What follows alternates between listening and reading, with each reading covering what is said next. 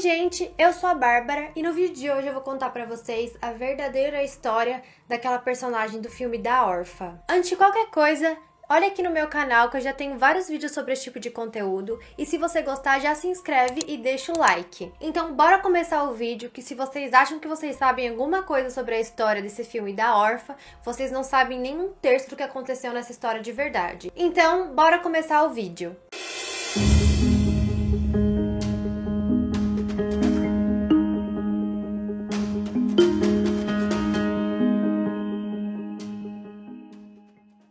A história da personagem Esther do filme A Órfã aconteceu de verdade com Barbora Skarlová. Barbora nasceu na República Tcheca e, como a personagem do filme, sofria da doença hipopituarismo. O que é essa doença? É a produção insuficiente de um ou mais hormônios do nosso corpo, inclusive o hormônio GH, que é responsável pelo crescimento dos nossos tecidos e dos nossos ossos. Então, algumas pessoas que são portadoras dessa doença têm dificuldade no crescimento. Então, Bárbara, embora um pouco mais velha, ela sempre teve a aparência de uma menina, de uma criança de 12 anos. Sobre sua infância não temos quase nenhuma informação, eu pelo menos não achei quase nada, só que ela já passou por algumas clínicas psiquiátricas na sua adolescência, demonstrando claros sinais de psicopatia. Bárbara percebeu sua doença ainda jovem e ela não hesitou de usar isso a seu favor. Então ela já enganou diversas pessoas se passando como uma criança, inclusive já enganou autoridades policiais para se eximir da culpa de diversas coisas erradas que ela fazia. Como muitos psicopatas, ela tinha uma mente extremamente brilhante e ela sabia muito manipular as pessoas. Foi aí que na faculdade ela conheceu as irmãs Clara e Caterina, e agora a gente vai saber mais sobre elas. Agora eu vou contar pra vocês toda a história, começando pela história da vida das irmãs Clara e Caterina, antes delas conhecerem Bárbara. Clara Mauerová, desculpa se eu tô pronunciando errado, gente, é que esses nomes são tchecos e eu nem consegui achar como é a pronúncia correta desses nomes. Mas enfim, isso pouco tem importância pela história que eu vou contar aqui. Então, Clara nasceu na cidade de Kurim, na antiga Tchecoslováquia, no ano de 1975. Clara foi uma criança problemática com sérios problemas psicológicos. Seus pais eram muito religiosos e a criaram com fixação de que cada pessoa deveria realizar uma grande obra de vida. Em sua adolescência, seus pais largaram a religião depois de uma traumática separação. Contudo, Clara não largou aquela fixação pela religião. Ela acreditava que em sua vida ela tinha que realizar uma obra que deixaria seu nome marcado para o resto de sua vida. Ela sempre afirmava que estava destinada a cumprir uma missão designada por Deus, que deixaria seu nome marcado por todas as gerações. Para alguns especialistas, ela sofria da síndrome de mártir, que é quando a pessoa acredita que ela tem que realizar grandes feitos em nome de sua fé. Alguns se recordam de Clara dizer que ela era uma santa, que um dia ela ia ser convidada a sentar do lado direito dos eleitos. Não sei muito o que é isso, mas ela dizia bastante esse tipo de coisa. Clara tinha uma irmã mais nova, 7 anos, que chamava Caterine. Caterine era a mesma coisa de Clara. Ela também pensava que tinha que realizar grandes feitos durante sua vida, tinha essa fixação religiosa e essas coisas. Durante a adolescência, no colégio, as orientadoras sempre alertavam os pais de que achavam que as meninas tinham uma doença, que elas eram esquizofrênicas. Mas toda vez que isso acontecia, a mãe fugia, né? Ela pegava as crianças, mudava de escola para não ter dor de cabeça. Ela não queria ter problema com isso. Inclusive, Clara, quando tinha 13 anos, tentou asfixiar sua irmã, dizendo que ela ia depois ressuscitar a irmã. Enfim, uma coisa meio confusa, mas ela chegou a fazer isso. Clara chegou a ser medicada, mas o tratamento psiquiátrico chegou a ser brecado pela sua mãe. Com o passar dos anos, Clara passou a morar sozinha. Ela chegou inclusive a entrar na faculdade de engenharia. Colegas dizem que ela era meio retraída, meio quieta, e ela nunca chegou a abandonar sua fé. Ela continuava com aquela fixação religiosa. Até que certo dia ela brigou com sua mãe e foi o que a fez afastar de vez da família. Clara chegou a conhecer Janusz, um homem que se tornou seu marido. Com ela ele teve 2 filhos e eles viviam uma vida feliz.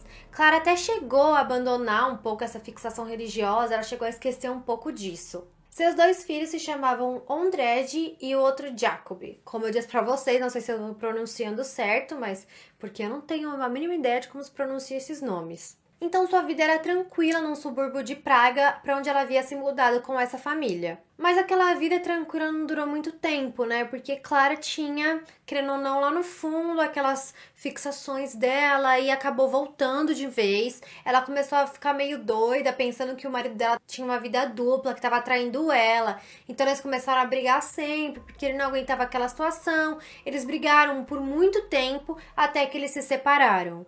Janus foi morar na Hungria e começou uma vida nova, e Clara ficou com os 2 filhos ganhando a guarda deles. Apesar de toda a doideira de Clara, ela era uma boa mãe, então ela cuidava bem dos meninos, passava bastante tempo com eles, cuidava, protegia, como uma boa mãe mesmo. Aí, nesse tempo, ela pegou e voltou com aquelas fixações, voltou a ser devota à religião. Inclusive, ela disse que, graças a Deus, ela tinha se livrado daquele casamento, porque aquilo estava desviando ela das verdadeiras coisas que ela tinha que focar, do verdadeiro caminho. Então, ela se sentia feliz e liberta, porque agora ela podia voltar a ter aquele relacionamento religioso. Então, naquele tempo, Clara voltou a se reconciliar com a sua irmã Catherine, que também estava tendo uma vida de altos e baixos, entrando e saindo de instituições psiquiátricas, até que depois que a mãe das duas faleceu, elas herdaram a casa dela em Kurin. Então, ela, Clara, Caterina e os 2 filhos de Clara passaram a morar lá. A vida de Caterine, como eu disse, cheia de altos e baixos. Ela saiu e entrou em instituições,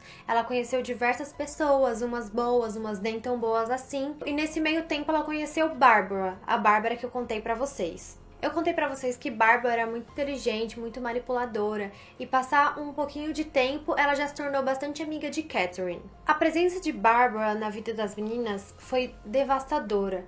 Então, assim, Bárbara era tão manipuladora, como eu disse pra vocês, que rapidamente ela se tornou amiga de Catherine e Clara, e ela passou a morar na casa junto com elas.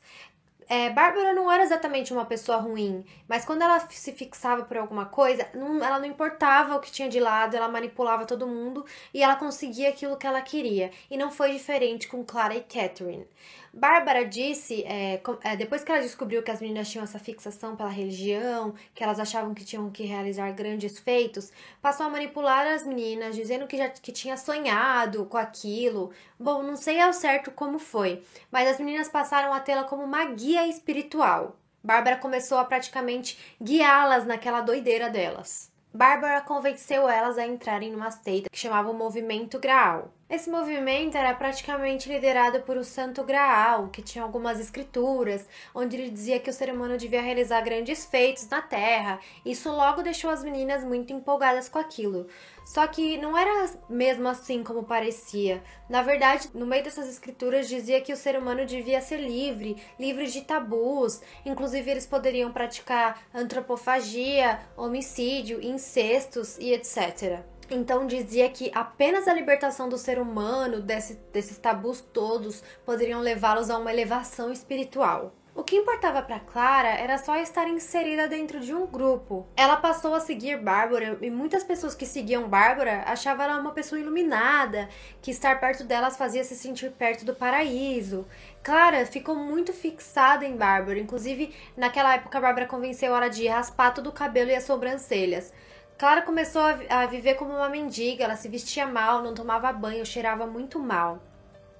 Catherine, apesar de não participar do movimento, porque Bárbara a considerava indigna, ela apoiava a irmã dela. Então, elas já chegaram a participar de diversas orgias regadas a sexos e drogas de todo esse movimento que elas participavam. Então, com o passar do tempo, Bárbara assumiu aquele seu papel de criança, né? Ela já tinha uma aparência e ela também manipulou Clara e ela passou a viver como se fosse uma filha de Clara. Ela se fingia de criancinha, ela gostava de ser cuidada e Clara era como se fosse sua mãe. Com o passar do tempo, Bárbara começou a sentir muito ciúme dos filhos mesmo de Clara. Então ela passou a imputar a eles a culpa de algumas besteiras que aconteciam. Então quebrava um objeto, ela falava que tinha sido os meninos, embora não tinha sido eles. Quebrava uma coisa ali, até mesmo ela quebrava, só pra dizer que tinha sido eles. Então ela começou a fazer a caveira dos meninos pra parecer que eles eram, nossa, muito inquietos, muito hiperativos, como se fossem 2 capetinhas. Inclusive, ela dizia pra Clara que os meninos riam das crenças de Clara, que eles achavam tudo aquilo uma piada. Então ela pegou no ponto fraco de Clara dizendo tudo aquilo, o que fez com que Clara tomasse algumas atitudes muito rígidas. Influenciada por Barbara, Clara passou a espancar os seus filhos, deixar eles de castigos, machucar eles de verdade e assim, o pior que poderia acontecer. Ela começou a pedir conselhos para Barbara do que ela podia fazer para os filhos dela melhorarem. Então assim, Barbara estava querendo fazer a caveira dos meninos e Clara, vendo toda aquela situação, decidiu pedir ajuda da Bárbara. Então Clara, pediu ajuda da pior pessoa possível. Ela pediu ajuda de Bárbara, que tava doida pra ferrar os meninos de alguma forma. Bárbara, toda feliz em ser a dona daquela situação, sugeriu para Clara que ela construísse uma jaula de ferro no porão para que prendesse os filhos dela. E é claro que Clara achou uma ideia muito top, muito perfeita, e foi isso que ela fez. Então as jaulas de ferro foram encomendadas por um ferreiro da região que produzia canis. Elas instalaram as jaulas no porão de casa e através das barras de ferro os meninos poderiam ser alimentados, poderiam receber água, eles poderiam dormir lá dentro. E lá dentro eles ficariam sem a possibilidade de fazer tudo aquilo de ruim que eles estavam fazendo, quebrando as coisas, agindo como pequenos demônios, como Bárbara costumava chamá-los. Então, em 2006, os 2 meninos foram despidos e jogados naquela jaula. Mal eles sabiam que ficariam lá por mais de 1 ano. Depois de um tempo, Bárbara tomou controle de toda a situação. Ela obrigou as irmãs a receberem aqueles cultos na casa delas e as pessoas dormiam lá alguns dias, virou tudo uma bagunça. Para piorar tudo, Bárbara instruiu Clara a torturar seus filhos. Os meninos dormiam naquela jaula no porão, sem coberta, sem colchão, eles não tinham banheiro, não tinham quase alimento e quando tinham, eles eram enviados através das barras de ferro. Os meninos passaram a viver sob urina e fezes. Se eles choravam, eles apanhavam através das barras de ferro com porretes de madeira. Um dia, Bárbara disse que tinha tido um novo sonho, onde o líder do movimento Graal disse que eles deviam preparar as crianças para participar de um ritual de confirmação. Os meninos deveriam comer bastante e quando ganhassem peso, eles deveriam ser devorados pelas 3, preparados, como alimento e comido pelas 3. Só que essa ideia chocou um pouco tanto Catherine quanto Clara, mãe dos meninos. E no fim, Clara aceitou outra sugestão, que ao invés de matar os meninos, elas apenas bebessem o sangue deles. As mulheres obrigavam Odrege a colocar o braço para fora da jaula, enquanto elas furavam ele, cortavam eles para tirar sangue dele. Elas colocavam um balde, misturavam com vinho, bebiam e serviam para os seus convidados, daquelas reuniões que elas faziam. E um dia, Catherine foi viajar e só sobrou Bárbara e Clara lá na casa. Então, Bárbara aproveitou que a Clara era mais fácil de manipular e ela aproveitou para cometer mais algumas de suas atrocidades. Elas foram até o porão, ela convenceu Clara a amarrar Jacob para fora da jaula e elas cortaram algumas partes de seu braço e sua nádega. Aquele dia elas praticaram um canibalismo e fizeram com que Ondrej também participaram daquele ritual. Aquele comportamento estranho passava desapercebido pelos vizinhos, até porque eles eram aconselhados e acostumados a não cuidar da vida um dos outros. E as mulheres diziam para a vizinhança, quando alguém perguntava alguma coisa, que os meninos estavam na Hungria com o pai. Elas até forjavam cartas para fingir que eles estavam bem e tudo mais. Certo dia, Bárbara se descuidou por um momento e quase que os meninos conseguiram escapar do cativeiro. Mas eles foram pegos por pouco por Catherine, que colocou eles de volta na jaula. Só que, com toda essa situação, Bárbara ficou com medo dos meninos fazerem alguma coisa. Então ela decidiu instalar algumas câmeras lá no porão para vigiar eles. Aquelas câmeras de criança, sabe? Quando as mães veem o bebê tá dormindo, se ele vai chorar, para não acontecer nada demais. Foi então que uma família se mudou para a vizinhança e o pai dessa família também tinha filhos e ele tinha babá eletrônica também para monitorar seus filhos. Só que o que acontece? Teve um dia que ele estava tentando testar a babá eletrônica e aconteceu um sinal de interferência. Ele começou a receber a imagem das crianças, filhas de Clara, que estavam no cativeiro. E ele viu tudo aquilo e ficou desesperado, ele não sabia de onde era, mas depois de um tempo ele percebeu que se tratava da vizinhança. Então ele chamou a polícia. Então, no dia 10 de maio de 2007, a polícia entrou na casa, arrombou a casa. Clara e Catherine tentaram impedir a polícia de chegar no porão, mas a polícia conseguiu chegar e lá ela encontrou os 2 meninos e também tinha uma menina de aproximadamente 12 anos com um ursinho na mão, dizendo que eles tinham sofrido e tudo o que tinha acontecido. Eles foram levados para a delegacia. O fedor de sangue, fezes e urina deixavam os policiais enojados. Eles falaram que o chão, a parede eram pegajosos, tudo tinha sangue, tinha uns símbolos esquisitos, e assim que eles entraram, as jaulas estavam trancadas, um dos garotos estava desmaiado e o outro estava em estado de choque. Ambos apresentavam diversos ferimentos, inclusive carne podre e extrema desidratação. Então eles levaram os dois meninos e aquela menininha que se chamava Anika, e ela também estava no meio de toda aquela situação, foi levada. Só que durante o caminho, aquela menina escapou. E posteriormente, os policiais perceberam que se tratava de Barbara, que ela estava fingindo que era uma daquelas vítimas. Quando a gente ouve uma história dessa, graças a Deus, a gente imagina que por uma coincidência, tudo foi descoberto. Graças a Deus, gente. Olha isso. Se nada tivesse acontecido, se o cara não tivesse se mudado há poucos dias, se ele não tivesse comprado uma babá eletrônica, talvez as crianças estivessem lá até hoje.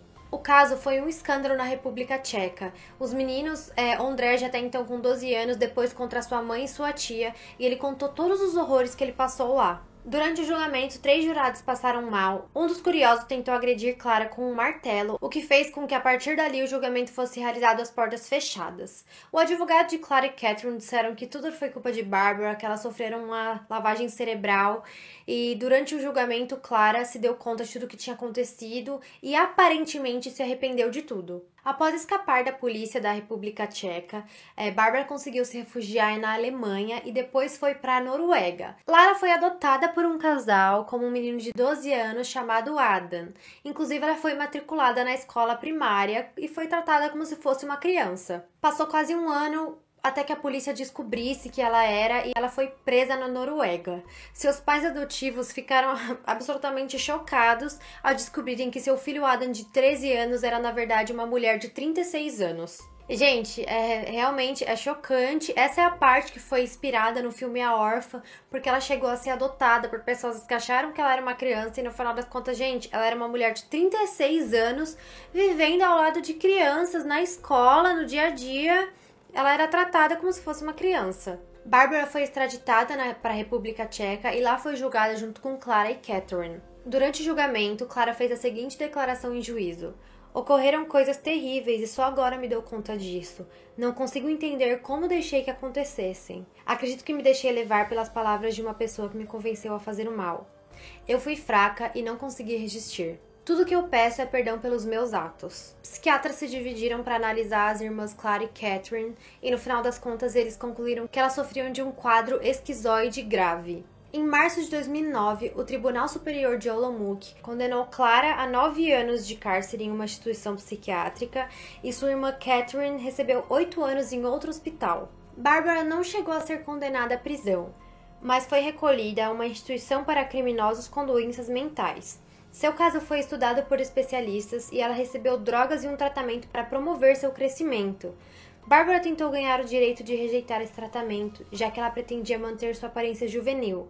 Um novo julgamento decidiu que ela receberia o tratamento sim, querendo ou não. Até hoje, Barbara vive em um manicômio em Praga e não há previsão de liberdade. Os meninos, graças a Deus, se recuperaram de todo aquele horror e passaram a morar com seu pai. Atualmente, todos eles moram na Hungria. O caso Curin ficou conhecido mundialmente como o maior caso de maltratos infantis da Europa. Então é isso, gente. Esse foi o vídeo de hoje, muito tenso, horrível essa história. Eu estou impactada até agora e espero que vocês tenham gostado. Espero que vocês que me pediram tenham gostado do vídeo. E é isso.